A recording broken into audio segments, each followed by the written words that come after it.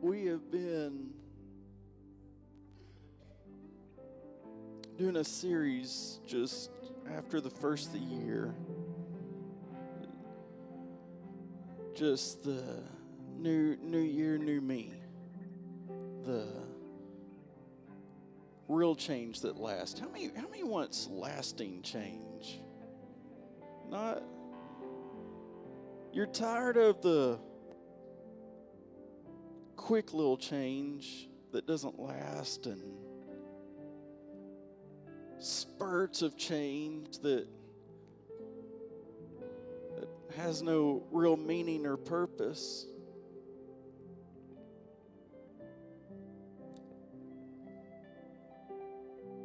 And we've been going through just really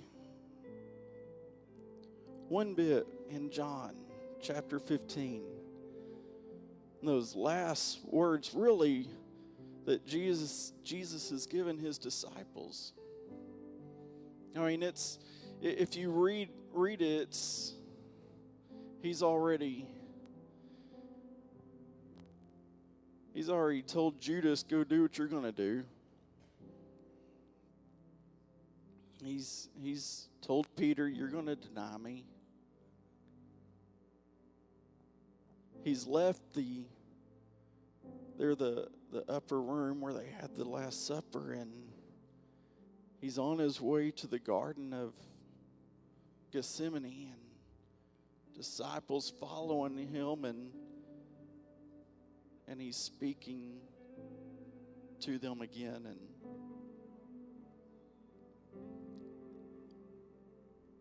and he tells them this, and I want to read it. I've been reading it in the New King James, but we went to a community group, and at the community group, they read it in the NIV, and there was something in there, it just kind of stuck out, its wording, and I want to read it in the NIV. In fact, I told them when they read it, I said, I like that. I think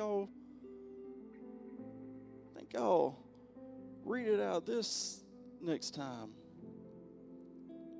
because there's something that stuck. Look at what it says. He says, I am the true vine, and my Father is the gardener. We want God to be the genie, but he's the gardener. We want him to just fix our problems and do the quick stuff, but he's the gardener. In other words, things take a while. It doesn't happen overnight. There's work involved. He's the gardener. He goes on this, he says, here's what the gardener does. He cuts off every branch in me that bears no fruit, while every branch that does bear fruit, he prunes so that it will be more fruitful. In other words, he's saying he cuts either way.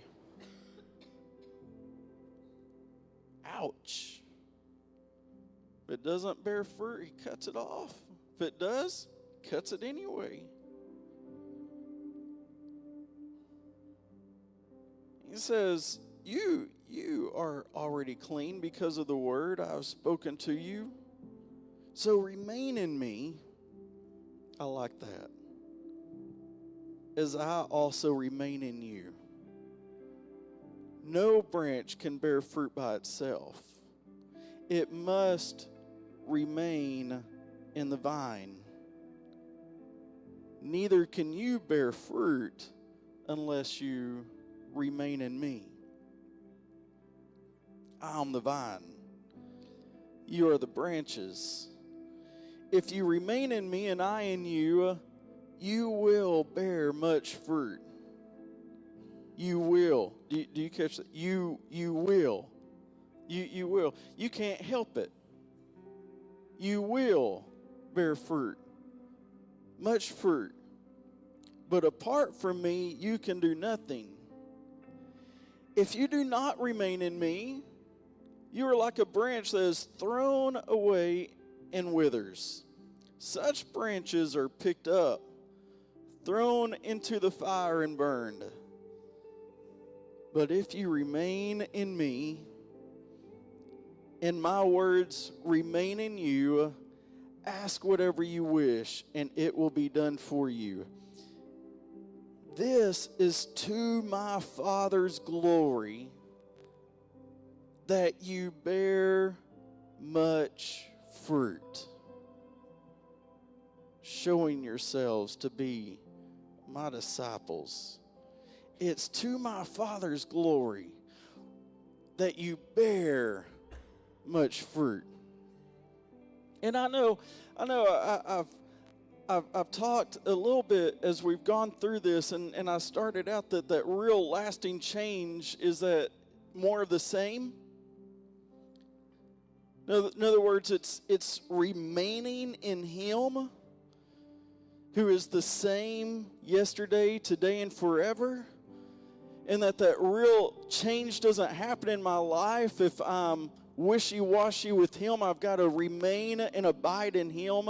So I've got to have more of the same in my life. And I told you 2 weeks ago that there's it's a pattern that you've got to be into. And some of the things that we look at as problems in our life, that we want to focus on the problem, it's really not the problem, it's the patterns of our lifestyle. And if I want to change my situations, I've got to learn to change my patterns. And I know now we've hit February. And the resolutions you've made January, you haven't seen yet the results you're wanting. And you're about ready to quit, because that's what we do. Because we want quick results. And today I just want to tell you and let you know, encourage you in this. And I know it might not be real encouraging when you first hear it, but let you know it takes time. Real change takes time. Bearing fruit takes time. So before you're seated this morning, will you just tell a couple of them around, because they need to hear this, because they're ready to quit their gym membership already. They're ready to quit their diets already. They're ready to quit they're ready to quit, and just tell them, hey, it's okay. It takes time. Just tell them that. Encourage them that way. It's okay. It takes time. Stick with it. It takes time. You can be seated this morning.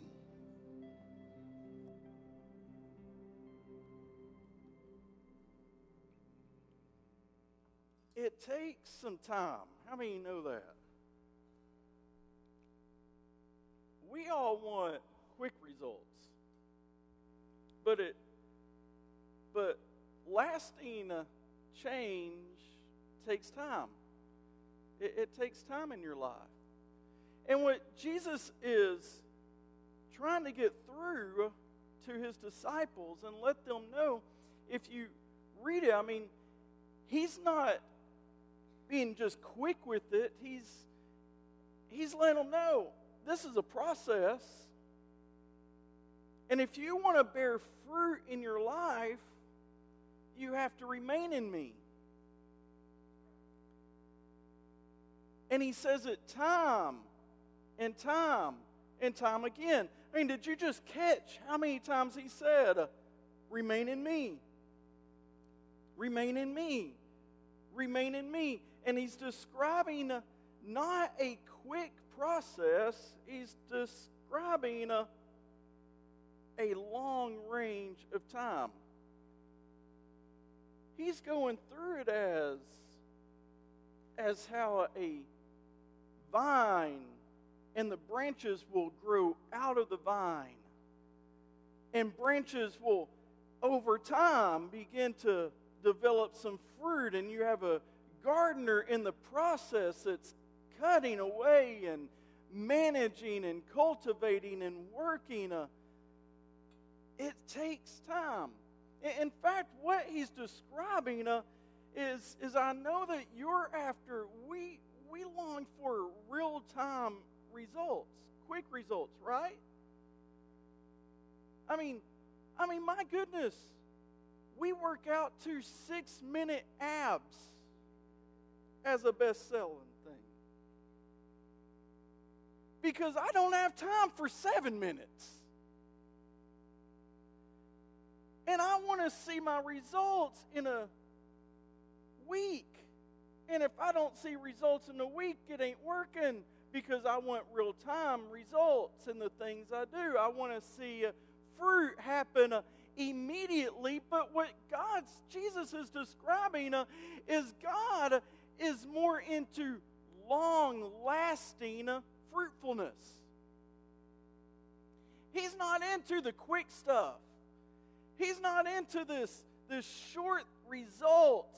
He's after the long-lasting fruitfulness. And as he goes on and he's describing the remain in me, remain in me. If you want to see fruit, you've got to remain in me. What he's describing is faithfulness. And I'll tell you, faithfulness and fruitfulness is inseparable. Y'all didn't grasp that. We want fruitfulness without faithfulness because we want it quick. And what he's saying is no, fruitfulness is a result of faithfulness. And if you're faithful, you will be fruitful. They're inseparable. But if you're not faithful, you won't be fruitful.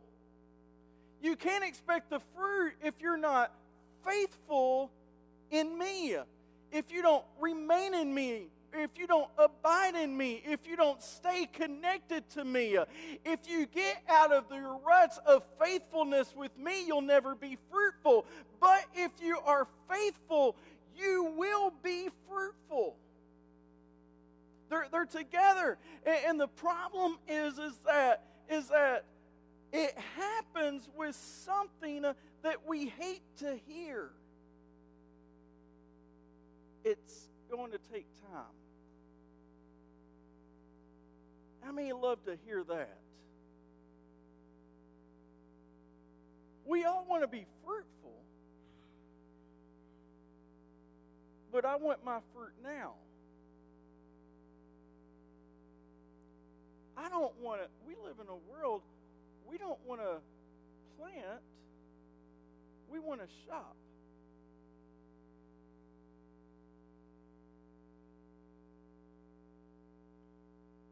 We don't want to plant and work it, we want to shop and grab it. I'm with you. We tried to do a garden one year. Really, I didn't even really want to do a garden. I was just talking. We come up here to Indiana. In Texas, people don't do gardens. We don't have yards. Come up here to Indiana, everybody had these yards. Everybody's growing corn. And tomatoes. I did find out why you grow tomatoes. Them things just grow. Can't get rid of that. That's why you bring tomatoes to the church. Try and get rid of it somehow. Too many tomatoes. We had just said, I think we might want to do a garden. And Brother Don Flynn overheard, who loves to garden. And he showed up at our house and tilled some ground and prepared it. He even planted some things. He said, now you've got to weed it. I'm like, why? I don't want a garden. I want to buy it. Gardens take work. because weeds come up and things come in and little animals come and I just made some of you mad right there thinking about it. Eat away. Bugs. And it's hard when you feel, listen, it's hard when you feel like you're not being fruitful, isn't it? I mean, that garden, I wasn't getting anything. We picked a few things and like, oh, that was a good one meal. Let's go to the store now. I ain't messing with that.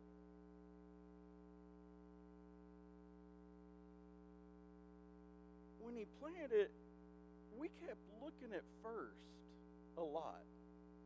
Because he planted it, Monday, and I'm thinking, well, good, we'll be able to eat Friday. We keep looking, then we get tired of looking, and the weeds are coming up. I don't want to mess with that. Then when we finally it's tough when it feels, when you're waiting for your fruit, and you feel like you're unfruitful. In life, I kind of get it in life. I get when I'm unfruitful in areas that I didn't plant seed. Right? I mean, I can't expect to be fruitful in patience when I planted seeds of anger and just want it now. Lifestyles. I can't expect fruits of love in my life when I've been planting hate. I understand that. The not being fruitful in areas in my life that I didn't plant. I think some of us can't. We want to be fruitful in areas that we haven't sown seed in. But I can only bear fruit in areas that I've sown seed in that area. And I can grasp that in those things I can't be fruitful, but it's tough when I've planted some things in my life and I still haven't seen results yet.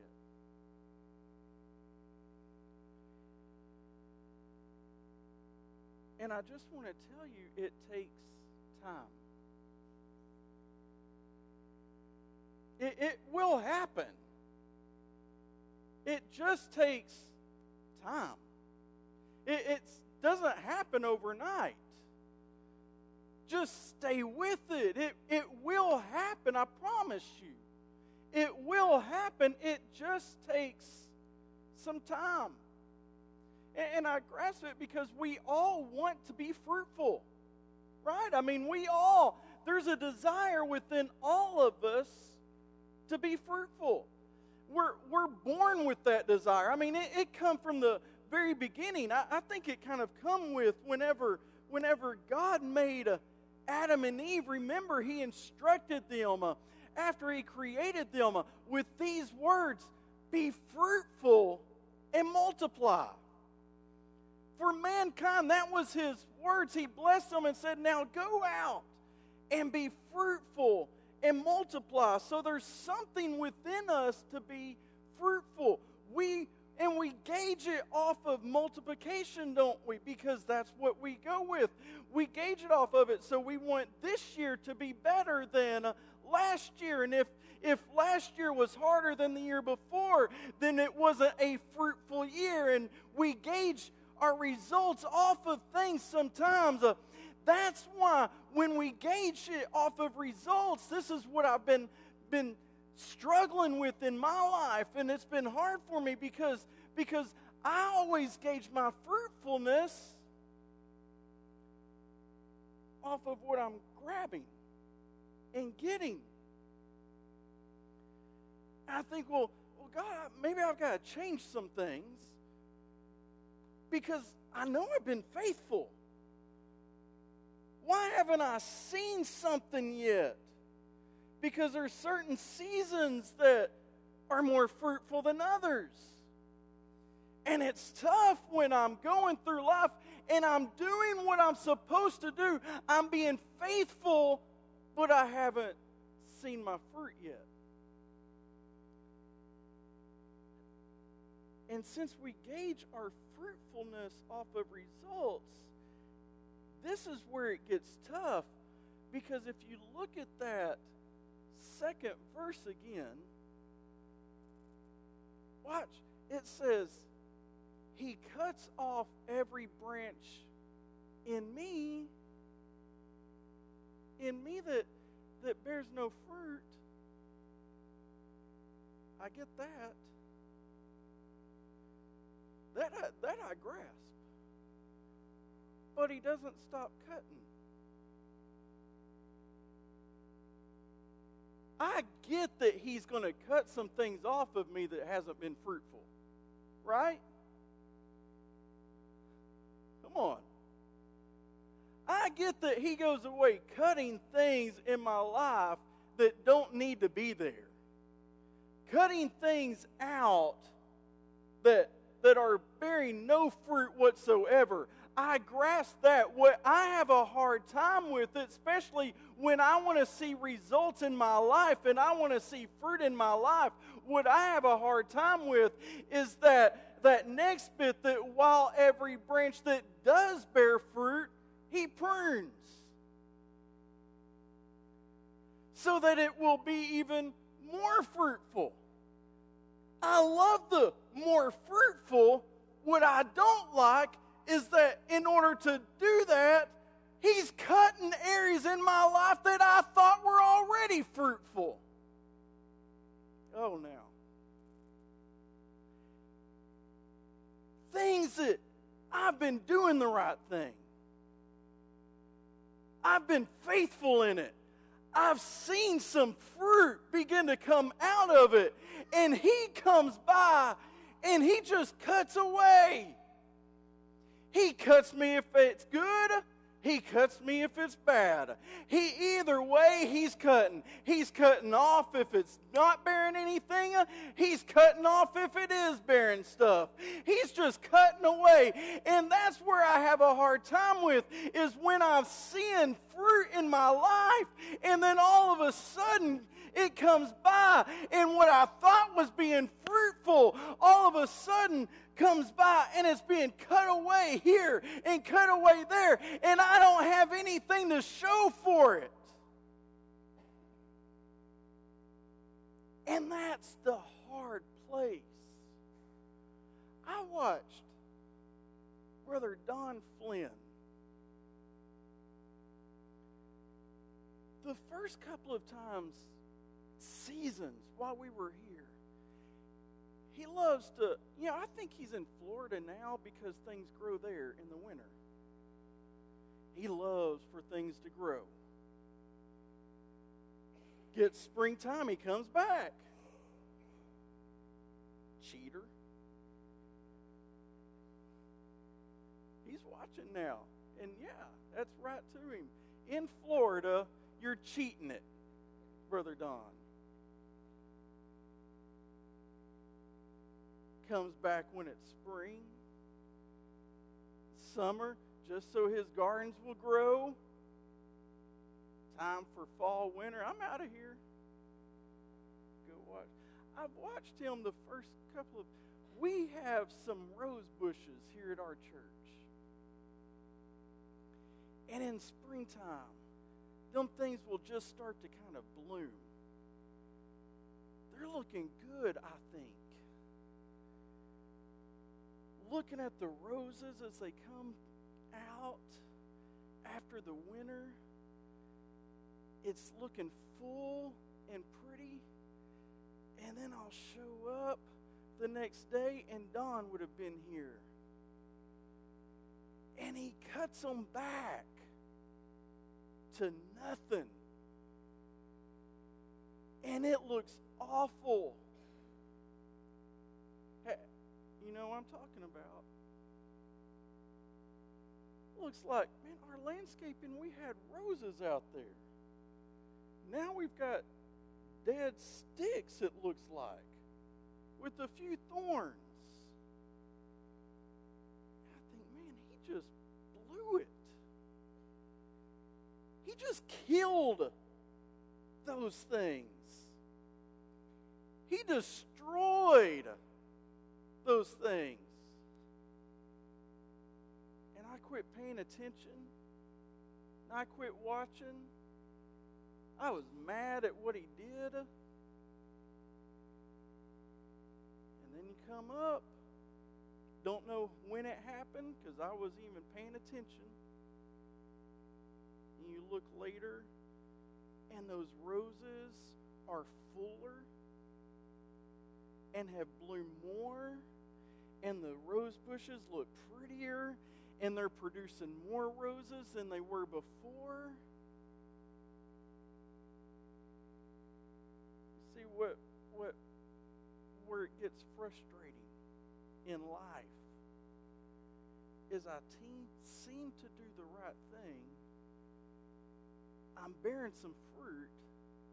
I'm seeing some results. Come on, you know what I'm talking about.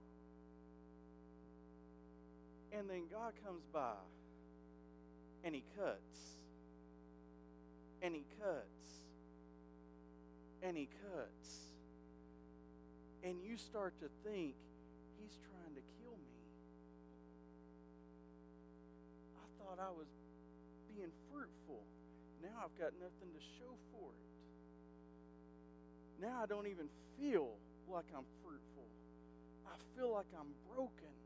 I feel like I've been cut into pieces. I feel like I'm not going to produce anything. And I'm here to tell somebody, listen, he's not cutting you off. It's just a cutback. Come on, there's a pruning taking place. He's not destroying you. He's producing something out of you. And if he's going to cut you back a little bit, he's cutting it back so that you'll be more fruitful. He's cutting some things back so that you'll produce even more later. He's not cutting you off. He's not cutting you off from his presence. He's not cutting you off from his glory. He's not cutting you off. He's not destroying you. But he is cutting you back so that you will produce more later. In what you think you won't be able to survive, in what you think is trying to kill you and destroy you, is really God raising something out of you that you didn't see before, and you'll be even more fruitful when it happens. It's just a cutback. So listen, when you feel like life is cutting you, because it cuts us all. When you feel like life has been cutting you in areas, remember who holds the scissors. Remember who's doing the cutting. It's God in this. And if he cuts you, it's to grow you and produce something out of you and establish you even more. But you've got to stay faithful in the time. It's just a cutback. Of the things that you've been going through, and you're thinking, why did this happen? Because I grasp it. You're working, you get a job, you're working, you're paying your tithes, you're being faithful, and then all of a sudden you lose your job and you're thinking, why did he cut me like this?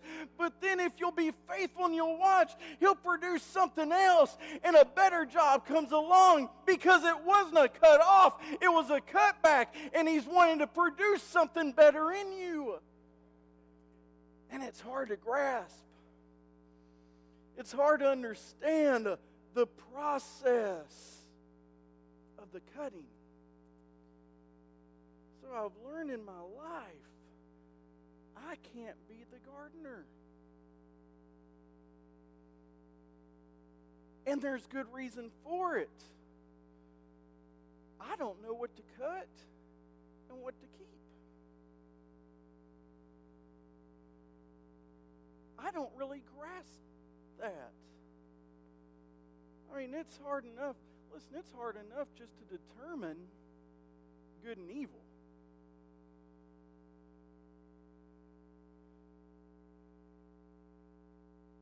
it's even harder to determine, is this the best for me or not? If I allowed myself, if I was the one who had the scissors, I would let a lot of things grow that don't have any business growing. You see, there's something in there, and another thing that stuck out, and I love this. It said that, put that verse back up again. Help me out. I didn't have it memorized. I should have. But he cuts off every branch in me that bears no fruit. Wow. Do you see that? I underlined it for you just so that. Wow. I struggle with that word. I struggle just pronouncing the word. I preached a sermon one time that it may take a while, and I was halfway through before people realized I was saying the word wow. They thought I was saying wow.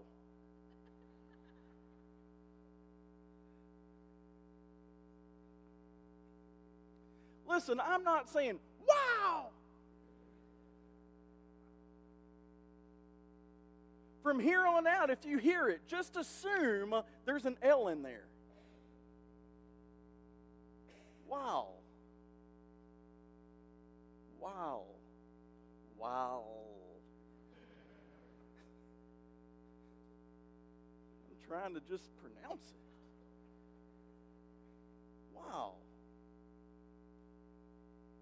I struggle with wow. I don't like wow.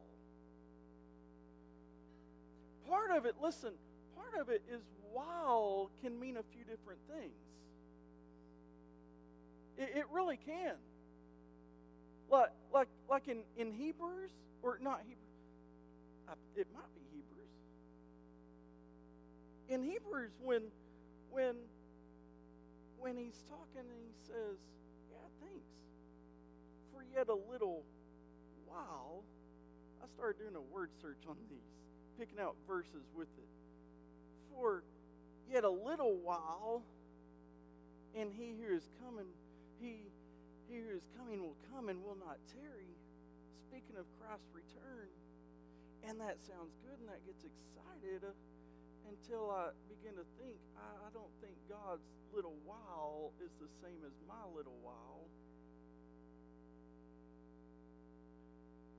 Kind of like my little while isn't the same as my daughter's little while. I mean, it's easy to get excited, but when Peter says later, a day in the Lord is as 1,000 years, and 1,000 years is as a day, I'm having a feeling that his little while isn't the same as my little while. It's hard to trust his little while. And while I'm waiting, it's tough. And this while, though, can also be distractions.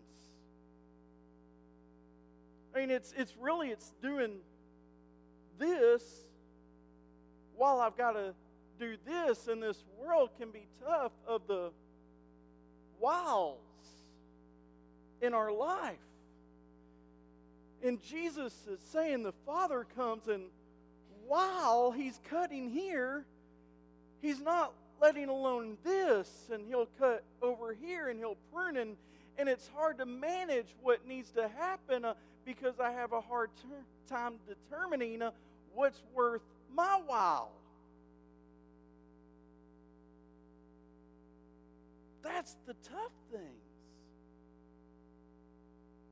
And I can't really determine where I struggle is that sometimes while I'm supposed to be doing this, the enemy distracts me and I end up doing this. And what was really worth my while the whole time, I've refrained from, because while that should be my focus, I've been over here distracted with this. And it's the wiles of life that are sometimes the hardest stuff to deal with. I think nobody embodied this more than Nehemiah. Because Nehemiah, if you read the book of Nehemiah, he had a little time. He had just a little bit of time in order to build this wall. He got the permission from the king. He got the supplies from the king. He had this little bit of time to work on it and establish it. And this wall around Jerusalem had set in barren, destroyed, and enemies were coming in and just attacking them right and left, and they could never defend themselves because the wall was crumbled, and it had been crumbled this way for years and generations. And Nehemiah has this little bit of time in which to build this wall, to build the security of it all back. And in this moment, he understood and he grasped the while.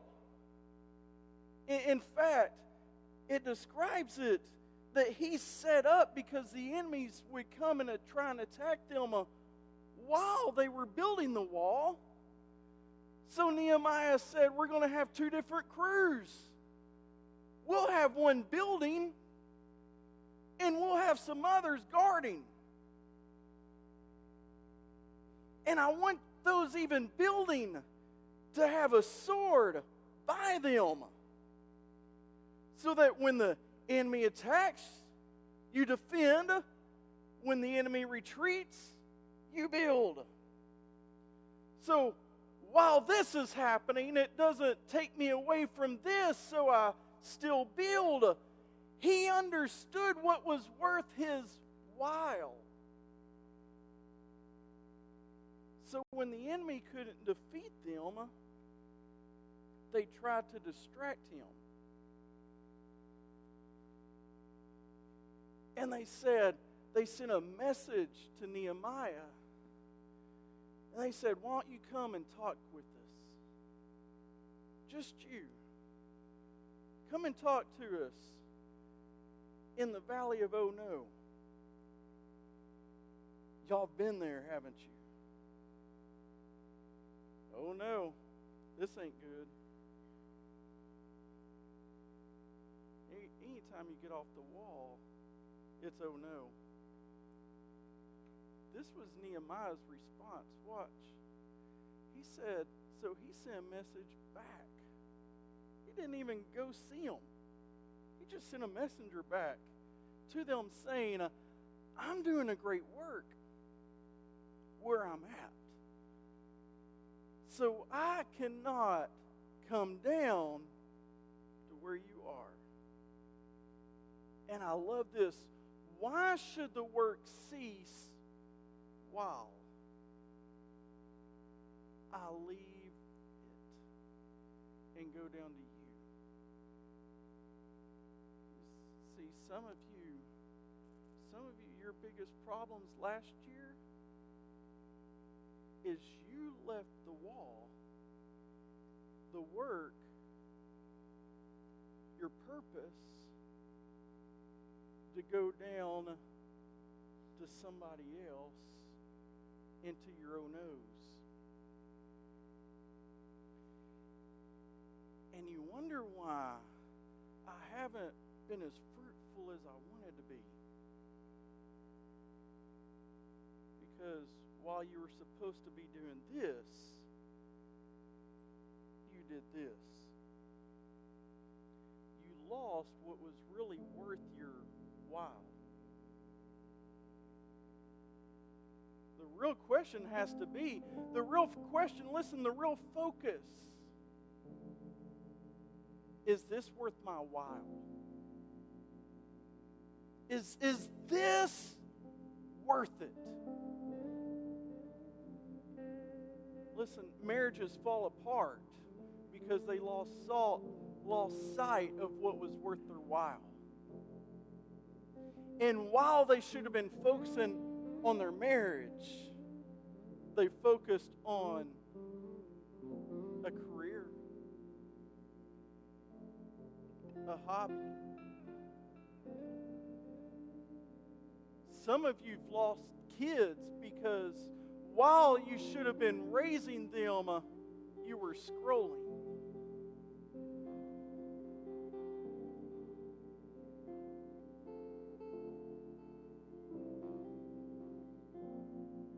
At the distractions. Facebook, looking, the distractions. If the enemy can't kill you, he'll give you something else to distract you with. Is it worth my while? Is it worth my while?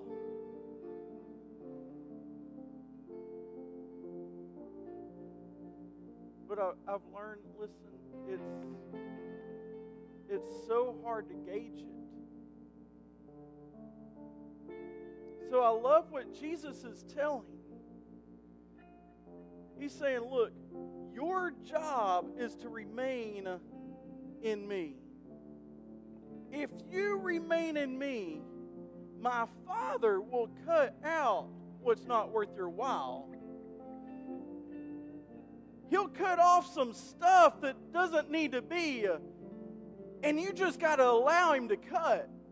You've just got to allow Him to remove this and remove that and remove this distraction and that distraction. Just trust that He knows the best in me, and that if I will allow Him, it will produce what is really worth my while in my life. And when I look back, I'll have the family that I've been longing for. I'll have the life I've been longing for. I will have fulfilled the purpose that He's placed in me. I will do it all if I just remain in Him and let Him produce what is really worthwhile in my life. Come on, stand with me this morning. But I want you to grasp this. I'll produce it, but it will take time. I know, I could have preached on suddenly instead of it takes time, and y'all would have been way more excited. Nobody gets excited about, I'll produce later. I could have preached suddenly. I could have pulled out Acts chapter 2. I could have done, and suddenly there was a sound of a mighty rushing wind, and y'all would have been shouting all over this place. But I realized suddenly is usually after time. I mean, yeah, there was a sound from heaven, but it was after 10 days of a prayer meeting that they never left. And a lot of times what we look as suddenly in someone's life is really a process of doing the right thing, remaining faithful. And over time, all of a sudden, something begins to happen and you begin to produce what you've been longing to produce. It just takes time. It just takes time, so don't stop because I haven't seen it yet. Don't stop. Let me give you 2 more verses on wow that I found. Just real quick. I know you're standing. I've been standing the whole time. I didn't sit. In John chapter 20, when Mary Magdalene's going to the tomb,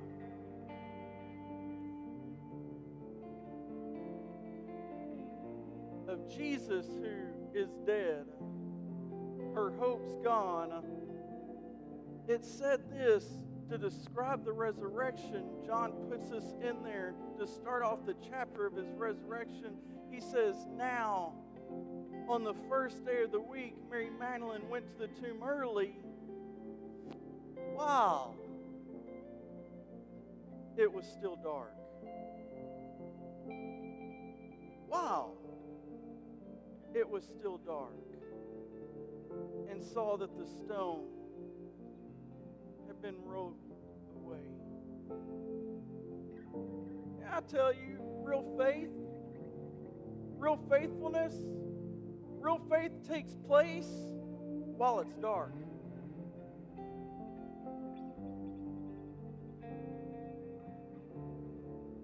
While there's no hope. While I'm not producing. While I've been cut on. While I don't see a way out. How do you respond while it's dark in your life? That's the measure of faith. If I don't come while it's dark, I won't see the risen glory in the morning. I'll miss it if I'm not there while it's dark. If I'm not faithful in those moments. And it's kind of like, listen, God does the same thing. Because remember in Romans, he said this, that while we were yet sinners, not after we got our lives right, not after we got it all cleaned up. His faith was this way. He demonstrated his love for us in this way, that while we were yet sinners, Christ died for us. While we were living it wrong, while we were spitting on him, while we were putting the nails in his hands, while we were cussing at him, even while that, he loved us so much that he gave his life for us. That's the true picture of faith in your life. And I'm here to tell you, it might look dark right now. It might look like you've been cut out, but I'm telling you, it's just a cutback. And if you'll stay in the while, he will bless you and produce something in you that you've been longing for. You've just got to make it through the moment. And the morning is coming. It might not be tomorrow. It might not be all of a sudden, but if I'm faithful to him, suddenly it will happen.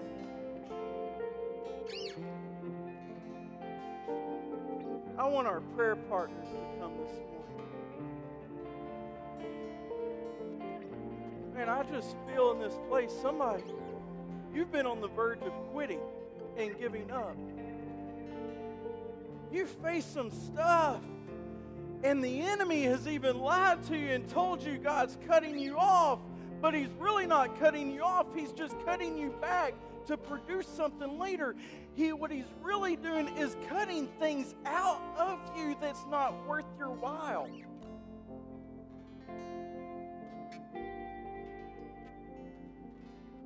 So he's wanting something to come out of this for his glory.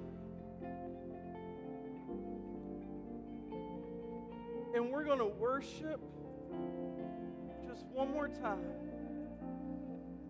Listen, if that's you, I'm going to pray for you before, but if that's you, I don't want you to hold back.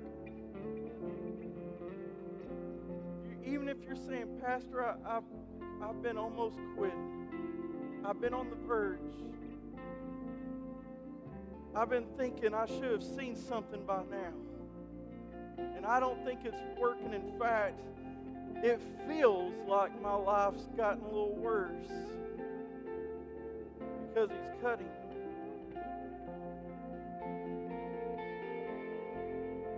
And if that's you, I want you to come.